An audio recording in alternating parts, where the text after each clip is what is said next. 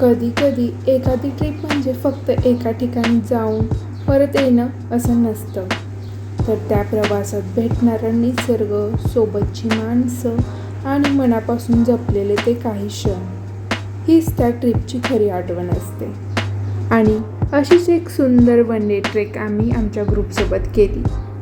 तुंग, तिकोना, शेवटी हर्षीचे टेम्पल. जाताना रस्त्यात दिसणारी सुंदर दृश्य मन अक्षरशः मोहून टाकत होती. सतत पडणारा हा पाऊस, आजूबाजूला हिरवा निसर्ग आणि चारी बाजूने दिसणाऱ्या डोंगर रांगा, सगळं इतकं सुंदर होतं की पुढे जाण्यापेक्षा मध्येच थांबून त्या प्रत्येक पॉईंटचा पुरेपूर आनंद घ्यावासा असे वाटत होते. कधी या पावसाच्या सरी अनुभवत, तर कधी मित्रांसोबत मस्ती करत, तर कधी फक्त शांतपणे या निसर्गाकडे बघत हा प्रवास प्रत्येक क्षणी अजून खास होत होता. आणि मग वाटेत दिसला तो सुंदर पवना लेक. पावसाळ्यातल्या हिरवाईमध्ये निळाशार पसरलेला हा लेक म्हणजे अक्षरशः एक परफेक्ट व्ह्यू. तुंग आणि तिकोनाच्या डोंगर रांगेमध्ये फिरताना प्रत्येक वळणावर एक नवीन दृश्य दिसत होतं. कधी ढगाने डोंगरांना कवेत घेतलं होतं, तर कधी पावसाच्या सरींनी संपूर्ण वातावरण बदलून टाकलं होतं. फायनली मजा मस्ती करत आम्ही तुंग किल्ल्याजवळ पोचलो आहे. इथे पाऊस आहे, पण ट्रेक अगदी साधा आणि सरळ असल्यामुळे ट्रेकिंगसाठी काहीही अडचण नाही येणार. तुंग किल्ला हा मावळ तालुक्यातील एक छोटासा किल्ला आहे. त्याच्या उंची आणि निमुळत्या आकारामुळे तो प्रसिद्ध आहे. किल्ला चढताना आपल्याला वाटेत कातळ पायऱ्या, तटबंदी आणि किल्ल्याचे काही ऐतिहासिक अवशेष पाहायला भेटतात. माथ्यावरती पोचल्यानंतर समोर दिसणारा पवना जलाशय आणि त्याचे सुंदर दृश्य अगदी मन मोहून टाकते.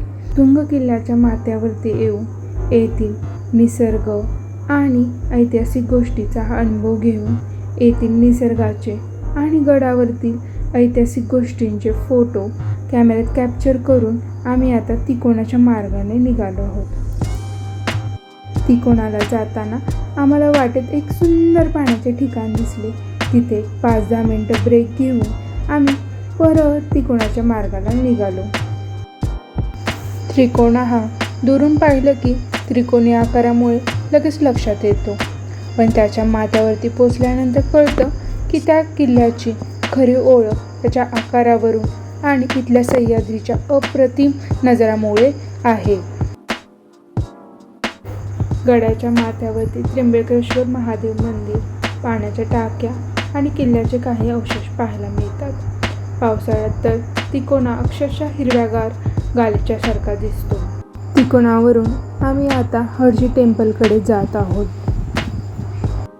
आणि या सुंदर प्रवासाचा शेवट केला हर्षी टेम्पलला जाऊन.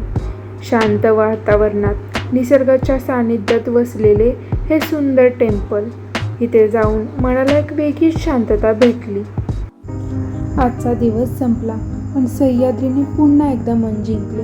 तुंग असो, तिकोना असो, पवना लेक असो की हर्षी टेम्पल, प्रत्येक ठिकाणी या ट्रिपमध्ये एक नवीन आठवण करून दिली. आता पुढच्या ॲडव्हेंचरसोबत याच लोकांसोबत पुन्हा भेटू, एका नवीन रस्त्यावरती, नवीन डोंगरांसोबत आणि नवीन आठवणीसोबत. तोपर्यंत प्रवास करत राहा, आनंदी राहा. थँक्यू.